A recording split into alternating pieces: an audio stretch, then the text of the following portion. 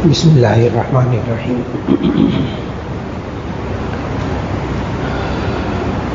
ایک صاحب نے سوال کیا ہے کہ اگر کوئی اور مذہب والے ہوں تو ان سے ہم کیا کاروبار کر سکتے ہیں یا نہیں؟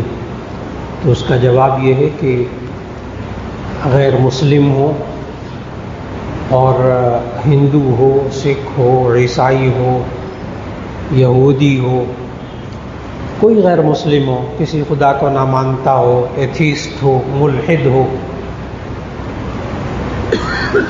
بتوں کی عبادت کرنے والا کوئی مشرک ہو، آپ اس سے کاروبار کر سکتے ہیں۔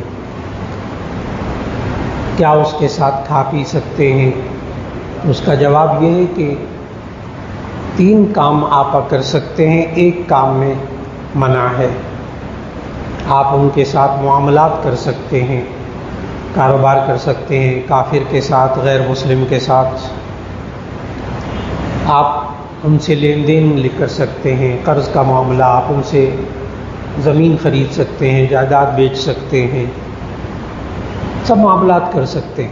نمبر 2، معاشرت، رہنا سہنا کھانا پینا غیر مسلم کے ساتھ کر سکتے ہیں اگر وہ حلال ہو اور پاک ہو۔ تیسری چیز، مواسات، غم خواری، دکھ درد میں کام آنا کسی غیر مسلم کے، جائز، آپ پیسہ اس پر خرچ کریں، جائز۔ غیر مسلم کو زکوٰۃ نہیں دے سکتے، لیکن غیر مسلم کو آپ گفٹ دے سکتے ہیں، ہدیہ دے سکتے ہیں، آپ اس کی مدد کر سکتے ہیں، اس کی بیمار پرسی کر سکتے ہیں، اسپتال لے جا سکتے ہیں، اس کے آپریشن کے اخراجات برداشت کر سکتے ہیں، بہت کچھ کر سکتے ہیں۔ تو معاملات بھی جائز، معاشرت، رہنا سہنا بھی جائز، اور مواسات، غم خواری، دکھ درد میں کام آنا غیر مسلم کے، وہ بھی جائز۔ لیکن چوتھی چیز ہے اس سے محبت، موالات، قلبی دوستی، یعنی ایسی قلبی دوستی کہ جس کی وجہ سے یہ بندہ پھر اسی غیر مسلم والے کام کرنے لگ جائے، وہ خنزیر بھی کھانے لگ جائے، حرام حلال کی بھی پرواہ نہ کر دے، شراب نوشی بھی شروع کر دے، پھر ان کی عبادت گاہوں میں بھی جانا شروع کر دے، پھر اللہ پر ایمان کے بارے میں بھی شک میں پڑ جائے، تو وہ دوستی وہاں روک لیں اپنے آپ کو، بس اتنا آگے نہیں بڑھنا۔ لیکن ہر غیر مسلم کے ساتھ آپ معاملات، کاروبار کر سکتے ہیں، سوائے قادیانی کے۔ قادیانی کے ساتھ آپ کاروبار نہیں کر سکتے، یہ چاروں چیزیں نہیں کر سکتے، نہ معاملات کر سکتے ہیں، نہ معاشرت، رہنا سہنا کھانا پینا، قادیانی کے ساتھ کرنا جائز نہیں۔ آپ اس کے ساتھ غم خواری بھی، دکھ درد میں بھی کام آنا جائز نہیں، موالات، قلبی دوستی بھی جائز نہیں۔ اور اس کی وجہ یہ ہے کہ وہ اپنے آپ کو کافر نہیں کہتے، وہ اپنے آپ کو مسلمان کہتے ہیں، ہمیں کافر کہتے ہیں۔ اور جتنے غیر مسلم ہیں وہ کوئی بھی اپنے آپ کو مسلم نہیں کہتا۔ یہ قادیانی کی بنیادی بات، جس کی وجہ سے ان سے کاروبار جائز نہیں، باقی سے آپ کر سکتے ہیں۔ ایک صاحب نے کہا جی بھائی صاحب نے سوال کیا، اگر قادیانی کی شناختی نہ ہو، پتہ نہ چلے، کاروبار آپ اس سے کر رہے ہیں، کیونکہ اپنے آپ کو چھپاتے بھی ہیں، ان کو پتہ ہے کہ اگر ہم اپنے آپ کو ظاہر کر دیں گے تو ہمارا کاروبار نہیں کریں گے، ہمارا بائیکاٹ کریں گے۔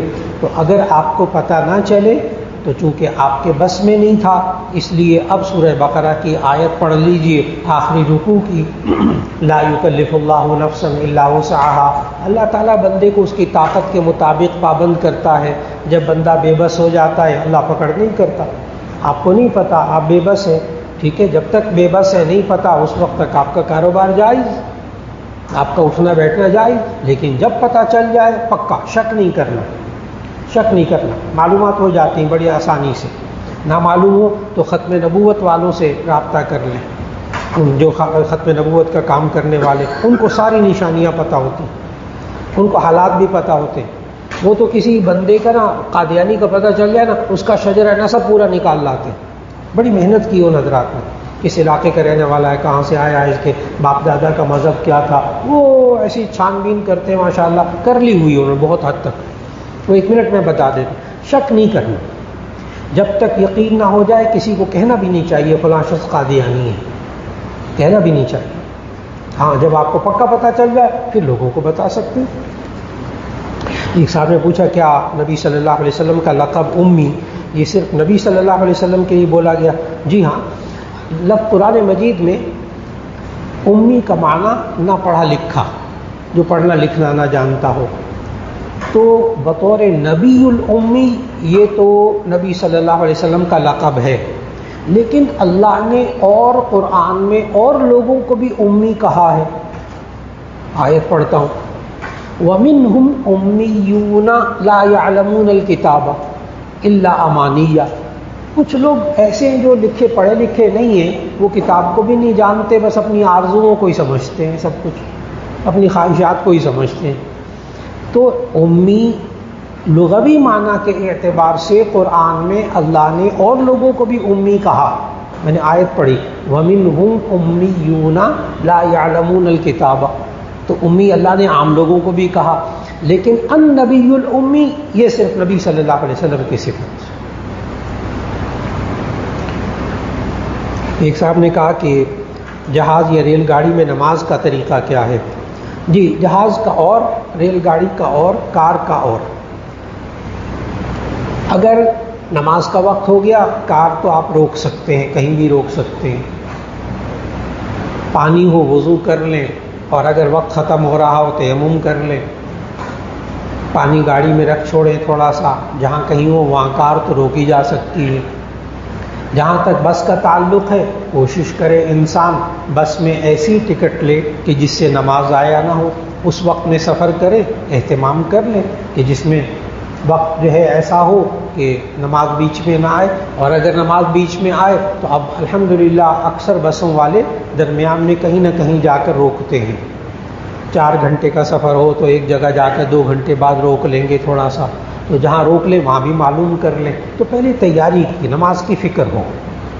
ایک تو یہ کہ وقت ہی ایسی بکنگ کا کروائیں جس میں نماز نہ آئے، یا اگر آئے تو ایسی صورت میں شروع کی نماز پڑھ لیں، بعد کی نماز وہاں جا کر پڑھ لیں. اس طرح ٹائم کی ایڈجسٹمنٹ کر لیجیے. پھر وہ جو بس والے ہیں ان سے بھی پوچھ لیجیے، بھائی درمیان میں بس کتنے بجے کہاں رکے گی، کہیں رکے گی بس، اس کا اندازہ لگا لیجیے. تو الحمدللہ نماز وقت پہ پڑھی جاتی، بس میں بھی، کار میں بھی، بس میں بھی. اب آ جائے ریل گاڑی میں. ریل گاڑی کے اندر الحمدللہ اب ہر ریل گاڑی کے اندر وضو کی جگہ بھی ہے، استنجے کی جگہ بھی ہے، واش روم بنا ہوتا ہے، اور راہداری بھی کوئی نہ کوئی درمیان میں سیٹوں میں جگہ ایسی ہوتی ہے کہ قبلے کی طرف. ریل گاڑی نا ایک دم مڑتی نہیں ہے، ریل گاڑی کی پٹڑی ایک دم مڑتی نہیں ہے سڑکوں کی طرح. وہ تو ایک سیدھی، کافی حد تک سیدھی جاتی ہے. تو بندہ قبلہ معلوم کر لے، قطب نما سے معلوم کر لے، اندازہ کر لے. دن ہو تو سورج کی روشنی سے معلوم ہو جاتا ہے.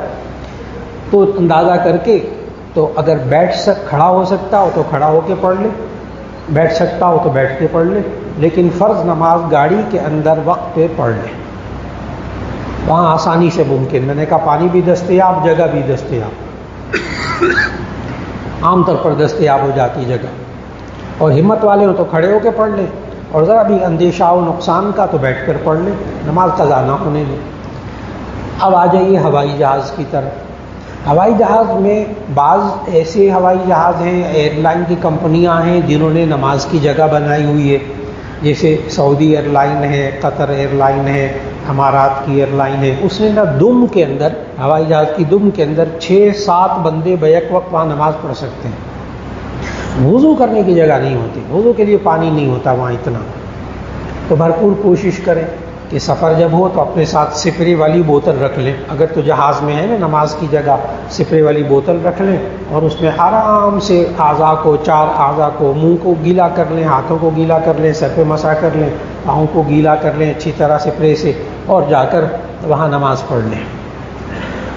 لیکن جن جہازوں کے اندر نماز کی پڑھنے کی جگہ بالکل نہیں ہے، وہاں اصرار نہ کریں کہ میں راستے میں پڑھوں گا، یہ راستے میں جگہ ہے، وہاں اصرار نہ کریں. وہاں یہ کریں کہ آپ بیٹھے بیٹھے نماز کی شکل بنا کر نماز پڑھ لیں، بعد میں اتر کر قضا پڑھ لیں. بیٹھے بیٹھے اپنی سیٹ پر، اگر قبلے کی طرف منہ ہے. اگر قبلے کی طرف منہ نہیں ہے تو ایسی صورت میں پھر بھی گنجائش موجود ہوتی ہے سفر میں. لیکن اگر نہیں قبلے کی طرف منہ کر سکتے، اپنی تسلی کے لیے اس کو کہتے ہیں تشبہ بالمصلین. وضو بھی نہیں کر سکتے، تیمم میں مٹی بھی نہیں ہوتی، تیمم بھی نہیں کر سکتے، کیا کریں جی؟ ہوائی جہاز میں تشبہ بالمصلین کر لیں، نمازیوں سے مشابہت اختیار کرتے ہوئے وہ سارے کام بیٹھے بیٹھے کر لیں، چاہے قبلے کی طرف منہ ہو ہی نہیں سکتا وہاں بسا اوقات، پھر اتر کر نماز قضا کر لیں، بس انشاءاللہ گناہ گار نہیں ہوں گے۔ ایک صاحب نے کہا کہ ریٹائرڈ حضرات اور بیوہ خواتین بینکوں اور قومی بچت کی اسکیموں میں پیسہ رکھ رہے ہیں اور اس منافع سے اپنا گھر چلا رہے ہیں، کیا درست ہے؟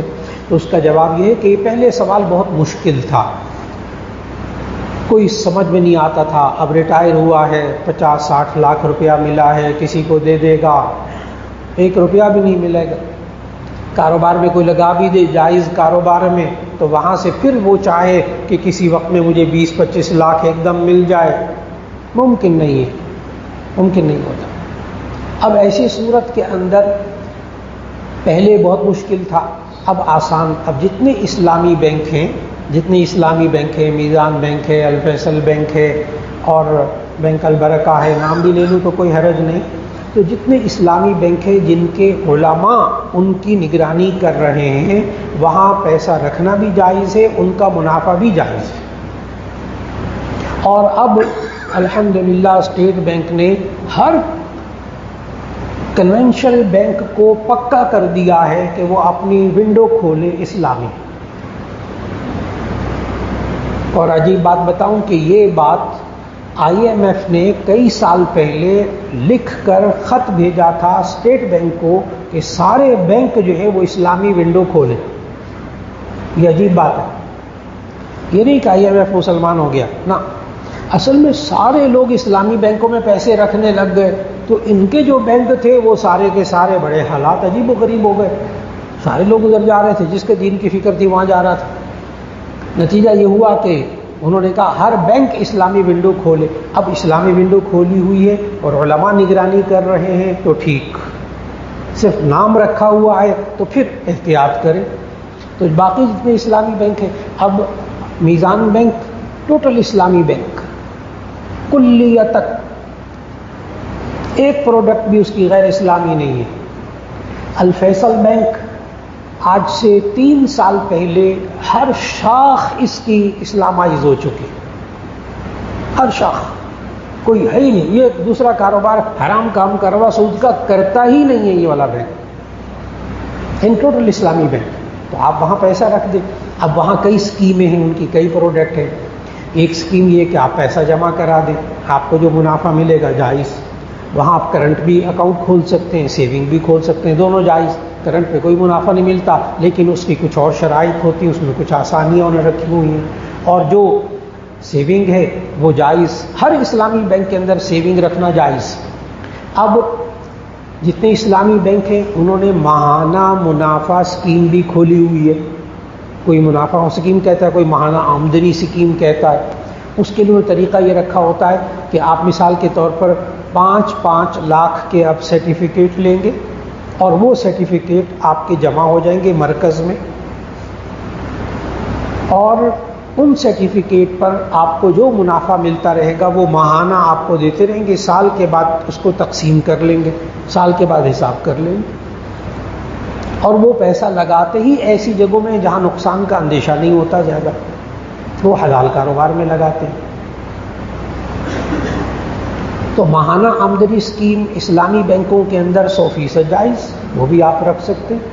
تو جتنے ریٹائرڈ حضرات ہیں، بیوہ خواتین ہیں، وہ بینکوں میں ابھی قومی بچت کی اسکیموں میں ابھی بھی سود سے پاک نظام نہیں آ سکا۔ قومی بچت کا جو انہوں نے سوال کیا ہے، قومی بچت سرٹیفکیٹ میں ابھی تک نہیں آ سکا۔ علماء کی بہت بڑی ٹیم بیٹھی ہوئی ہے اس کے قوانین کو درست کرنے کے لیے۔ جب مفتیان کرام فرما دیں گے کہ یہ بھی درست ہو گیا، اس کے تمام کاروبار درست ہو گئے، پھر اس کے بعد قومی بچت سرٹیفکیٹ بھی انشاءاللہ جائز ہو جائیں گے، ابھی نہیں۔ ایک صاحب نے کہا سجدہ سہو کب لازم ہوتا ہے؟ یہ بہت آسان سی بات، سجدہ سہو کب ہوتا ہے؟ اس کے لیے آپ ایک تو نماز کے اندر فرض کتنے ہیں وہ یاد کر لیں، اور موٹے موٹے واجب یاد کر لیں، بس۔ سنت چھوٹ جائے تو سجدہ سہو نہیں ہوتا، فرض میں تاخیر ہو جائے تو سجدہ سہو واجب ہو جاتا ہے، فرض میں تاخیر ہو جائے۔ واجب چھوٹ جائے یا واجب زیادہ ہو جائے، دونوں صورتوں میں سجدہ سہو واجب ہو جاتا ہے۔ اب میں مثالیں دیتا ہوں۔ نماز کے فرائض کل 6، بس آسان سی بات۔ تکبیر تحریمہ، اللہ اکبر، یہ تو چھوٹتی نہیں ہے، ٹھیک۔ تکبیر تحریمہ، قیام، کھڑے ہونا، رکوع، قیام کے بعد قرات، قرآن مجید پڑھنا۔ تکبیر تحریمہ 1، قرات 2، قیام 3، رکوع 4، سجدے 5، آخری قاعدے میں تشہد کی مقدار بیٹھنا 6۔ بس یہ کل 6 فرض ہیں، ٹھیک۔ اب مثال کے طور پر کوئی انسان اللہ اکبر کہہ کے سجدے میں چلا گیا، رکوع رہ گیا، وہ پوری نماز میں کسی بھی وقت رکوع کر لے، اگلی رکعت میں 2 رکوع کر لے، آخر میں سجدہ سہو کر لے۔ اگر ایک سجدہ کیا، ایک رہ گیا، 2 سجدے فرض، ایک سجدہ کیا وہ کھڑے ہو گئے، بعد میں خیال آیا میں نے ایک سجدہ کیا تھا، ٹھیک ہے، آپ اگلے رکعت میں، آخری رکعت میں 3 سجدے کر لیں اور سجدہ سہو کر لیں، نماز ہو گئی۔ آپ کا فرض لیٹ ہوا ہے نا، تو فرض کی تاخیر ہو جائے تو سجدہ سہو، فرض چھوٹ جائے نماز ختم۔ ایک سجدہ رہ گیا، اٹھ کے چلا گیا، نماز نہیں ہوئی، دوبارہ پڑھے۔ رکوع رہ گیا، کیا ہی نہیں، دوبارہ نماز دوبارہ پڑھے۔ فرض چھوٹنے سے دوبارہ نماز، فرض میں تاخیر ہو جائے، لیٹ ہو جائے، سجدہ سہو کر لیں۔ اب واجب، نماز کے موٹے موٹے واجب، میں نے کہا واجب میں اضافہ ہو جائے، ڈبل واجب ہو گیا تو تب بھی سجدہ سہو، واجب چھوٹ جائے تو بھی سجدہ سہو۔ اب مثال دیتا ہوں۔ سورہ فاتحہ پڑھنا واجب، الحمد شریف پڑھنا واجب، سورہ فاتحہ پڑھنا بھول گیا، کوئی بات نہیں، آخر میں سجدہ سہو کر لیں۔ دوسرا واجب موٹا سا وہ ہے درمیان میں 2 قعدوں میں بیٹھنا، 4 رکعت والی نماز میں دوسرے پہلے قعدے میں بیٹھنا 2 رکعت کے بعد۔ اب وہ کھڑا ہو گیا، کوئی بات نہیں، کھڑے ہو جائے، قعدہ واجب تھا پہلا والا، آخر والا فرض ہے، وہ بیٹھ ہی جاتا ہے بندہ، وہ نہیں چھوٹتا عام طور۔ اب یہ بندہ درمیان میں قاعدہ کے بغیر کھڑا ہو گیا، کوئی بات نہیں، آخر کے اندر سجدہ سہو کر لیں۔ یہ تو تھا سورہ فاتحہ چھوٹ گئی، واجب چھوٹ گیا، ہاں۔ دوسرا 2 رکعت کے بعد قاعدہ بھول گیا، یہ ہو گیا واجب چھوٹ گیا۔ اب میں واجب کا اضافہ بتانے لگا۔ کسی ایک رکعت میں سورہ فاتحہ 2 دفعہ پڑھ لی اور کوئی سورت دہرا لے، کچھ نہیں، سورہ فاتحہ ایک رکعت میں 2 دفعہ پڑھی نا، واجب زیادہ ہو گیا، سجدہ سہو کر لیں۔ یا واجب اضافہ ہو جائے، جیسے پہلی رکعت کے بعد بیٹھ گیا، یا بھول کے 4 رکعت والی نماز میں تیسری رکعت میں بیٹھ گیا، تب سجدہ سہو واجب ہو گیا۔ تو میں نے آسان سا اصول بتایا، فرض میں تاخیر ہو جائے تو سجدہ سہو، واجب چھوٹ جائے تو سجدہ سہو، واجب میں اضافہ ہو جائے تو سجدہ سہو، باقی سارے سنت۔ اب یہ رکوع کے اندر سبحان ربی العظیم کہنا، سجدے میں سبحان ربی الاعلیٰ کہنا سنت، بھول گیا کوئی بات نہیں۔ تشہد پڑھنا واجب ہے، درود شریف پڑھنا سنت ہے۔ تشہد پڑھنا واجب ہے، درود شریف پڑھنا سنت ہے، آگے دعا مانگنا بھی سنت ہے، بات مکمل ہو گئی۔ بس یہ تھوڑا سا ذہن میں رکھ لیں تو بندہ خود۔ اسی طرح یہ سوال کرتے ہیں کہ میری کوئی ایک رکعت کبھی میں بھول جاتا ہوں، 2 رکعتیں ہو گئی، 3 ہو گئی، 3 پڑھی ہیں کہ 4 پڑھی ہیں۔ اب یہ والا بھی بھولنا بہت زیادہ ہو رہا ہے۔ پہلے کوئی بندہ پریشانی میں بھولتا تھا، کوئی بوڑھے لوگ بیچارے جن کا یادداشت کم ہو جاتی تھی وہ بھولتے تھے، اب تو یہ جوان مسئلے پوچھتے ہیں مجھ سے۔ اب جوانوں کی بھی یہی حالت، نوجوانوں کی بالکل 17-18 سال کے، جن کو بڑا طاقتور ہونا چاہیے ذہنی طور پر، وہ کہتے ہیں ہم نماز رکعتیں بھول جاتے ہیں، پتہ نہیں کتنی پڑھی۔ اب قربان جائیے نبی صلی اللہ علیہ وسلم پر کہ نبی صلی اللہ علیہ وسلم نے اس کا حل اس وقت بتا دیا تھا، اور کتنا آسان حل، اگر بندہ ذہن میں رکھ لے دوبارہ نماز نہیں پڑھنی پڑتی۔ جامع ترمذی کی حدیث سنانے لگا ہوں. نبی صلی اللہ علیہ وسلم نے فرمایا اگر تمہیں شک ہو جائے رکعتوں میں 2 پڑھی ہیں کہ 3 پڑھی ہیں یا 4، جب رکعتوں میں شک ہو جائے تو کم پر عمل کر لو، آخر میں سجدہ صاحب کر لو. کم پر عمل کر لو. 2-3 میں شک ہو گیا، پہلے تو سوچ لینا تھوڑا سا، میں نے 2 پڑھی کہ 3 پڑھی، اگر پکے ہو جائیں کہ نہیں 3 ہی پڑھی، ٹھیک ہے، اس پر عمل کریں. شک پر عمل نہ کریں، کبھی بھول کر شک پر عمل نہ کریں. ایک دفعہ شک پر عمل کیا نا، آئندہ پھر شک ہوگا. شک شیطان ڈالتا ہے، شیطان کی ایک دفعہ بات مان لیں گے، اگلی دفعہ بھی ماننی پڑے گی. شیطان کو مزہ آتا ہے، شک شیطان کی طرف سے، وسوسہ شیطان کی طرف، پتہ نہیں 2 پڑھی 3 پڑھی. نبی صلی اللہ علیہ وسلم نے حل کیا بتایا، کم پر عمل کر لیں. 2-3 میں شک ہو جائے تو کتنی سمجھیں؟ 2، ٹھیک، اور باقی نماز پڑھ لیں. 3 یا 4 میں شک ہو جائے تو کتنی؟ 3، اس کے مطابق نماز پڑھ لیں اور آخر میں سجدہ صاحب کر لیں. جی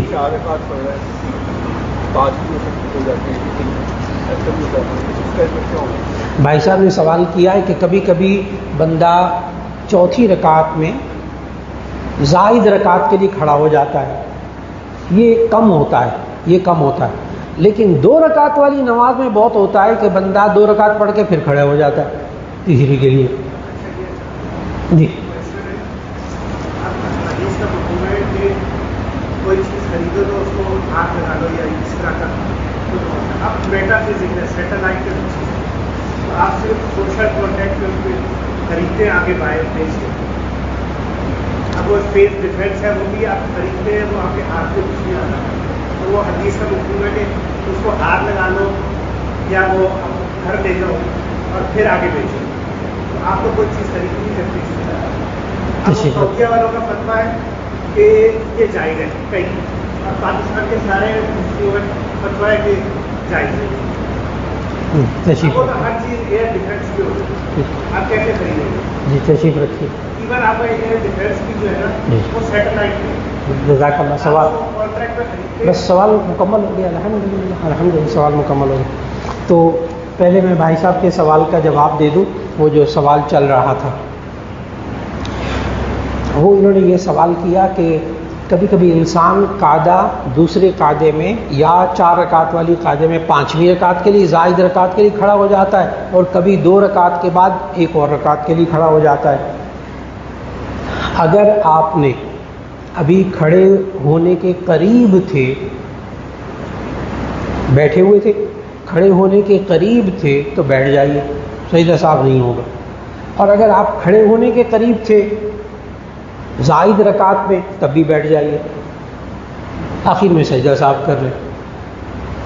بیٹھنے کے قریب تھے تو بیٹھ جائیے، یعنی ابھی آپ کی رانیں آپ کی پنڈلیوں سے جدا نہیں ہوئی تھیں، تبھی آپ بیٹھنے کے قریب ہیں، بیٹھ جائیے، سجدہ صاحب نہیں ہوگا. اور اگر آپ کی رانیں پنڈلیوں سے جدا ہو گئی تھیں تو اس کا مطلب آپ کھڑے ہونے کے قریب تھے تو پھر بھی بیٹھ جائیے، آخر میں سجدہ صاحب کر لیجیے.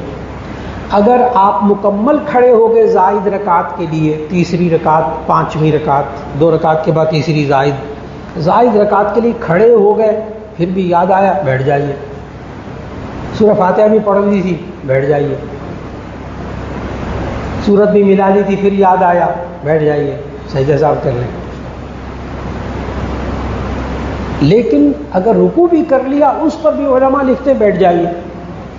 لیکن سجدہ کر لیا، اب 1 رکعت مکمل ہو گئی تو دوسری بھی ساتھ ملا لیں، 6 ہو جائیں گی. تو اگر یہ چوتھی رکعت میں، اصل رکعت میں، آخری قاعدے میں بیٹھ گیا تھا تو 2 رکعت نفل ہو گئے، باقی نماز صحیح ہو گئی. اور اگر یہ آخری جو قاعدہ تھا اس میں بیٹھا ہی نہیں، وہ زائد رکعت کے لیے کھڑا ہو گیا تو فرض چھوٹ گیا، نماز دوبارہ پڑھ لیں. آسان کر کے میں نے بتا دیا. چوتھی کے جو 3 پڑھ لیتے، 4 کے بعد 3 پڑھ لیتے، پھر وہی سوال اتنا نہ الجھے. فرما رہے ہیں 4 پڑھنے کے بعد 3 پڑھ لیں، یعنی 7 رکعتیں پڑھ لیں، تو ممکنہ سوال نہ بنائیں. 4 رکعت ہے نا، اس کو ہم نے 3 میں سلام پھیر دیا ہے اپنے. جی اب بھائی صاحب کا سوال یہ ہے 4 رکعت نماز پڑھنی تھی، 3 رکعت پر بیٹھ کے سلام پھیر دی، یہ سوال ہے، یعنی ایڈوانس سلام پھیر دی، ابھی 1 رکعت رہتی تھی، یہ بھی ہوتا ہے. اگر آخری یہ جو آپ جس میں سلام پھیرا نا تیسری رکعت میں بھول کر تیسری رکعت میں بیٹھ گئے، کوئی بات نہیں، تحیات پڑھ لی، کوئی بات نہیں، کھڑے ہو جائیے، چوتھی رکعت پڑھ لی. درود شریف بھی پڑھ لیا، کوئی بات نہیں، کھڑے ہو جائیے، چوتھی رکعت پڑھی. دعا بھی پڑھ لی، ایک طرف 2 طرف سلام بھی پھیر دیا، لیکن ابھی قبلے سے سینہ نہیں پھیرا، کوئی بات نہیں کی، نماز کے خلاف کام نہیں کیا، ابھی بھی کھڑے ہو جائیے، کھڑے ہو کے چوتھی رکعت پڑھیں، بعد میں سلام پھیر دیں. لیکن اگر بات چیت کر لی تھی، قبلے سے رخ پھر گیا تھا، اب نماز دوبارہ پڑھیے. اب بھائی صاحب کا سوال، بھائی صاحب نے سوال کیا ہے کہ آج کل تجارت میں نبی صلی اللہ علیہ وسلم نے یہ سمجھایا کہ مال تمہارے قبضے میں آ جائے پھر آگے بیچو. بالکل درست، ہاتھ سے مراد قبضہ، ہاتھ سے مراد قبضہ. تو اگر ہاتھ میں آ جائے تو جائز، قبضے میں آ جائے جائز، حکماً قبضے میں آ جائے تو بھی جائز، حکماً قبضے میں آ جائے تو بھی جائز، اور اگر حکماً بھی قبضے میں نہیں آیا تو ناجائز. بات مکمل ہو گئی. اور بس اس کو سمجھیے گا بیٹھ کے، اور زیادہ تفصیل دارالفتاء، کیونکہ یہ بحث و مباحثہ کی مجلس نہیں ہے، یہ وہ جو ٹی وی میں ٹاک شو ہوتا ہے نا، یہ وہ نہیں ہے، بالکل نہیں. بس سوال کر لیا، جواب مل گیا، نہیں سمجھ میں آیا، غلط جواب ہوگا تو مفتی حضرات میرے دائیں بائیں بیٹھے ہوئے ہیں، جید مفتی بیٹھے ہوئے ہیں، میری ایک بات کو سن رہے ہیں. ذرا بھی میں فتوے سے ہٹ کر بات کروں گا نا تو وہ فوراً مجھے ٹوک دیں گے، بیٹھے ہوئے ہیں وہ، کیونکہ میں بولتے ہوئے غلطی ہو سکتی ہے نا، انسان ہوں. تو مفتی حضرات بیٹھے ہوئے اس وقت، جامع شفیعہ والے پڑھے ہوئے، بڑے قابل، تو وہ فوراً ٹوک دیں گے انشاءاللہ، کیونکہ ریکارڈنگ بھی ہو رہی ہے. تو اس لیے محتاط ہو کر، اگر حکماً بھی قبضے میں نہیں، یعنی آپ نے خریدی، نیٹ کے ذریعے خریدی، اب خرید لی، آپ کے شپ آ گیا، فلاں جگہ آ گئے، ٹھیک، اور وہ مال آپ کے قبضے میں ہے، حکماً اب کوئی اس کو نہیں خرید سکتا، اب اس کو کوئی اور خرید نہیں سکتا، متعین ہو چکا ہے، ٹھیک ہے، حکماً آپ مالک ہو گئے، کچھ تو قبضہ ہو گیا، حکماً ہو گیا، اس کو کوئی اور خرید نہیں سکتا. لیکن اگر وہ مال ہی نہ ہو، پیسے بھی وہ اسکرین پر چمکتے ہوئے کوائن، پیسے بھی ہوائی، مال بھی ہوائی، یہ ڈیجیٹل کاروبار جائز نہیں ہے. آپ آرڈر کریں کمپیوٹر پہ ڈیجیٹل کاروبار کے نا، جائز صورتیں بھی تو ہے نا. علماء کے پاس آ کے بیٹھیے، ایک ایک ذہن واضح کریں گے. ڈیجیٹل صورتیں جائز ہیں، آپ موبائل کے ذریعے بھیجتے ہیں، گروسری مجھے بھیج دیں، موبائل کے ذریعے آپ پیسے بھیج دیتے ہیں، وہ واقعی اس کے اکاؤنٹ میں منتقل ہو جاتے ہیں، وہ آپ کے گھر میں گروسری بھیج دیتا ہے، 100% جائز. آپ خریدتے ہیں اس طرح، ڈیجیٹل کاروبار بہت حد تک جائز ہے. ایک جگہ جا کر بریک لگانی پڑے گی جہاں مال پر حکماً قبضہ بھی نہیں ہے، اور نہ آپ پیسے دیتے ہیں فزیکلی، نہ آپ پیسے دیتے. جی بحث انشاءاللہ دارالفتاء میں، گزارش، بحث و تمحیص دارالفتاء میں. جزاک اللہ، اللہ آپ کو خوش رکھے. یہاں سوال کریں گے، جواب لے لیں گے. جی بحث و تمحیص میں، یہاں بحث و تمحیص ممکن نہیں ہے، ٹھیک ہے جی.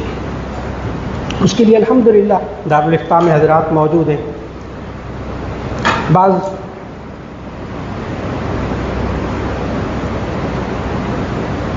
ایک سوال انہوں نے کیا کہ جو اللہ کا ذکر کرنے والے ہوتے ہیں وہ جنت میں ان کا خاص دروازہ ہوتا ہے، پہنچتے ہوئے داخل ہوں گے.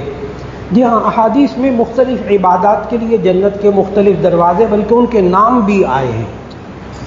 جیسے روزے داروں کے بارے میں کہ ایک باب الریان ہے، ریان کا معنی سیراب کرنے والا، جو پیاس بھوک برداشت کرتے ہیں ان کو اللہ باب الریان سے داخل کرے گا. اس طرح قرآن پڑھنے والوں کے لیے، نماز پڑھنے والوں کے لیے، اسی طرح دوسرے خلق خدا کی خدمت کرنے والے، تو مختلف احادیث میں مختلف دروازوں کے نام آتے ہیں، تو دروازوں کی فکر نہ کیجیے گا، داخلے کی فکر کیجیے گا۔ ایک صاحب نے کہا احساس کمتری سے اپنے آپ کو کیسے نکالا جائے دینی امور میں اور دنیاوی امور میں؟ جی، تو اس کا جواب یہ ہے، ابھی آج کے جمعے میں بھی بات ہو رہی تھی، تواضع اور چیز ہے، عاجزی انکساری اور چیز ہے، احساس کمتری اور چیز ہے۔ تواضع یہ ہے، اے اللہ تو نے اتنی ساری نعمتیں تھی، تیرا شکر ادا کرتے، میں تو اس قابل بھی نہیں تھا، یہ کیا ہو گیا؟ تواضع۔ احساس کمتری کیا ہے؟ میرے پاس یہ بھی نہیں ہے، لیکن اس کے پاس یہ ہے، میرے پاس یہ نہیں، اس کی صحت اتنی اچھی، میری اچھی نہیں ہے، اس کے پاس اتنا مال، میرے پاس مال ہی نہیں، یہ اتنے اچھے عہدے پہ پہنچ گیا، میں وہیں کا وہیں بیٹھا ہوں، اس کے بچوں کی شادیاں ہوں گی، میری شادی نہیں، میں تو ایسا ہو گیا۔ یہ ناشکرا شخص ہے۔ احساس کمتری ہمیشہ ناشکری کی وجہ سے ہوتی ہے، شکوہ اور ناشکری، یہ دو بیماریاں جس سے انسان احساس کمتری میں مبتلا ہوتا ہے۔ جو انسان شکر کرتا ہے وہ کبھی احساس کمتری میں مبتلا نہیں ہوتا، یا اللہ تیرا شکر تو نے مجھے دیا۔ اور احساس کمتری سے بچنے کے لیے کیا طریقہ ہے؟ اپنے دنیا میں اپنے سے کم کو دیکھیں، اور یہ احساس کمتری بڑے ہو جاتا ہے۔ شیخ سعدی رحمۃ اللہ علیہ کے ابھی احساس کمتری ہو گیا، خود کہتے ہیں ایک دفعہ میرے پاس جوتا نہیں تھا میرے پاس، تو کہنے کے دل میں شکوہ آیا کہ اے اللہ دیکھ میں تیرے لوگوں کو کتنی اچھی باتیں بتاتا ہوں، خلق خدا کی خدمت کرتا ہوں، ان کی اتنی نصیحتیں اچھی باتیں کرتا ہوں، اتنے تیرے اچھے بندے کے پاس جوتا نہیں، شکوہ آ گیا۔ شیخ سعدی خود لکھتے کہتے میں جا رہا تھا، جاتے جاتے دیکھا مسجد کے پاس سے گزرا تو وہاں ایک نمازی نماز پڑھ رہا تھا، اس کے دونوں پاؤں ہی نہیں تھے بیچارے، کسی حادثے کی وجہ سے، کہنے لگے وہیں سجدے میں گر گیا، یا اللہ جوتا نہیں کوئی بات نہیں، پاؤں تو ہے نا۔ یعنی انسان ان لوگوں میں اٹھے بیٹھے جن کے پاس وہ نعمتیں نہیں ہیں۔ یہ جتنے لوگ ہیں نا ہٹے کٹے ٹھیک ٹھاک، اپنے آپ کو بیمار سمجھتے ہیں، فلاں سمجھتے ہیں، بس میں تو کمزور صحیح ہوں، میں نے یہ بھی بیماری وہ بھی بیماری، چلتے پھرتے ہیں، ان کو چاہیے 5-6 منٹ کے لیے ہسپتال چلے جائیں، ہسپتال چلے جائیں، اور وہاں جا کر ان مریضوں کو دیکھیں جس کسی کی ٹانگ نہیں، جس کے آپریشن ہوا جو بیچارہ پتہ نہیں کس مرض میں مبتلا، وہاں جا کر پھر کہتے یا اللہ شکر ہے، میں تو بالکل ٹھیک ٹھاک ہوں، یا اللہ تیرا شکر۔ تو دنیا کے معاملے میں اپنے سے کمتر کو دیکھیں گے تو انشاءاللہ شکر نکلے گا۔ ایک صاحب نے کہا جمعے کی دوسری اذان کے جواب کا کیا حکم ہے؟ جی اس کا جواب یہ ہے، جمعے کی جو پہلی اذان ہوتی ہے اس کا تو آپ جواب دیں گے، جمعے کی دوسری اذان اس وقت ہوتی ہے جب امام ممبر پر بیٹھ جاتا ہے، اس کے سامنے مؤذن اذان دیتا ہے جمعے کے خطبے کی دوسری اذان۔ اس کے بارے میں حضرت عبداللہ بن عمر رضی اللہ تعالیٰ عنہ کی روایت ہے کہ نبی صلی اللہ علیہ وسلم نے فرمایا اذا جلس الامام علی المنبر فلا صلاۃ ولا کلام، جب امام ممبر پر بیٹھ جائے، دیکھیے یہ نہیں جب اذان شروع ہو نا، جب امام ممبر پر بیٹھ جائے فلا صلاۃ ولا کلام، تو نہ نماز پڑھے، نہ کوئی بات چیت کرے، کلام بھی نہ کرے، کوئی کلام نہیں، وہ نبی صلی اللہ علیہ وسلم کا نام لے تو بھی دل میں درود شریف پڑھے، کیونکہ ہم زبان ہلائیں گے تو کلام ہو جائے گا نا، اس کا جواب بھی نہیں دینا کہ وہ بھی کلام ہو جائے گا۔ نبی صلی اللہ علیہ وسلم نے تو اس حدیث میں جامع ترمذی کی حدیث میں یہاں تک فرمایا کہ اگر جمعے کا خطبہ عربی والا، اردو والا نہیں، اردو والے میں چپ رہنا، نماز پڑھنا منع نہیں ہے، چپ رہنا بھی ضروری نہیں ہے، وہ الگ باتیں نہ کرے تاکہ لوگ ڈسٹرب نہ ہو، سن لیں آرام سے، لیکن اس وقت نماز پڑھ سکتے ہیں، اس وقت ذکر بھی کر سکتے ہیں، آپ تلاوت بھی کر سکتے ہیں۔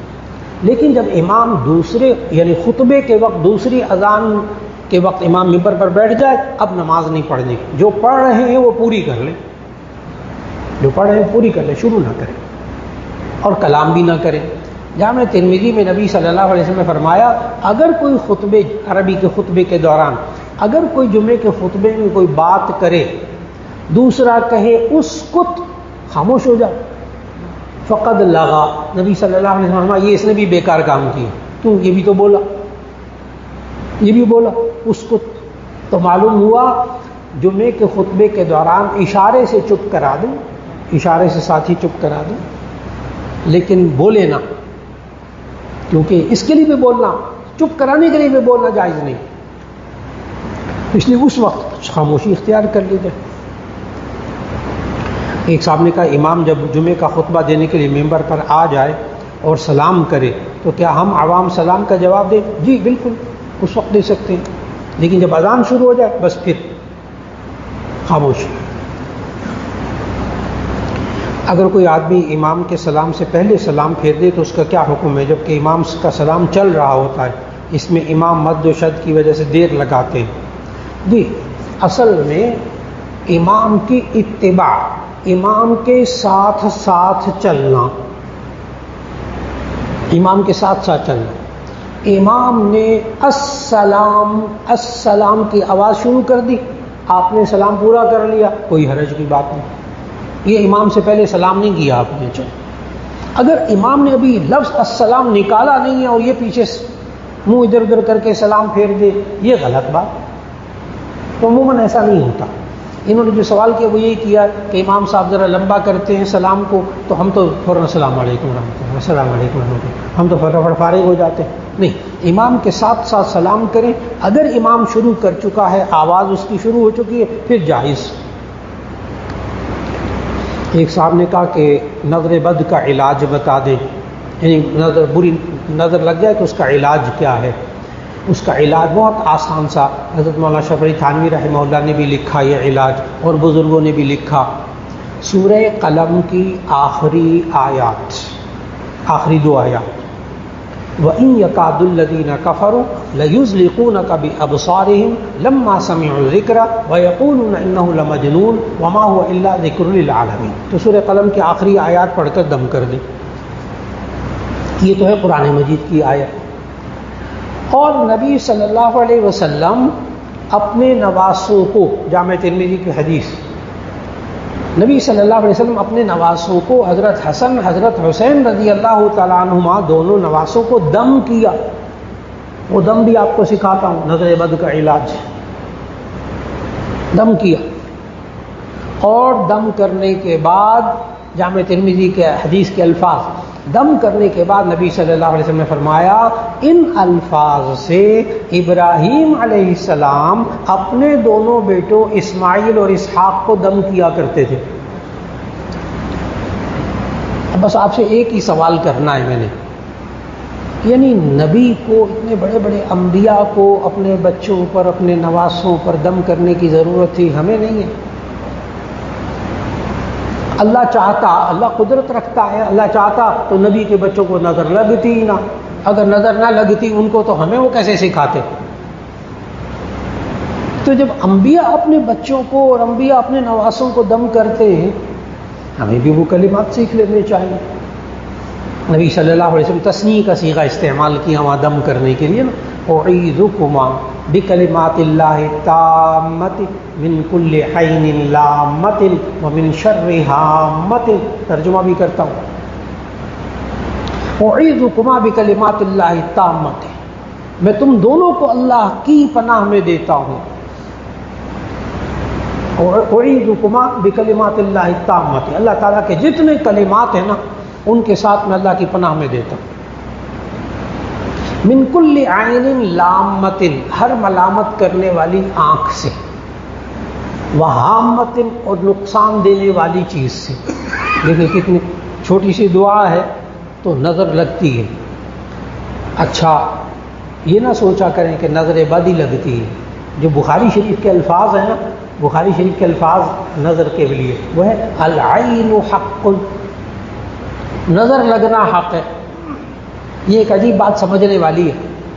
یہ نہیں کہ وہ بری نظر سے دیکھے تو تبھی نظر لگتی ہے، ماں باپ پیار سے دیکھیں تو بھی نظر لگ جاتی. ماں باپ کبھی بری نظر سے دیکھ سکتے ہیں بچوں کو؟ حدیث میں نا بری نظر نہیں آئی، کیا لفظ آیا؟ العین حق، نظر لگنا حق ہے. تو اس کا علاج بھی کر لیجیے.